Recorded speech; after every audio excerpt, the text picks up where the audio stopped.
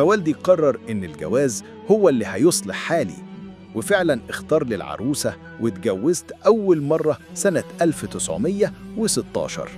لكن هي كانت طول الوقت مكتئبة ومتضايقة، وأنا بحب الضحك والهزار، فطلقتها وما كملناش حياتنا سوا. ومهما حاولت أقنع والدي إني أمثل ما كانش بيوافق، ولما أصريت على الموضوع طردني وتقريبا قاطعني. وفي الوقت ده رحت أشارك في فرقة جورج أبيض، وأول ما طلعت على المسرح وقلت أول جملة الناس ضحكوا جدا، فجورج قفل الستارة وقال لي إني ممثل فاشل ومستحيل أنجح.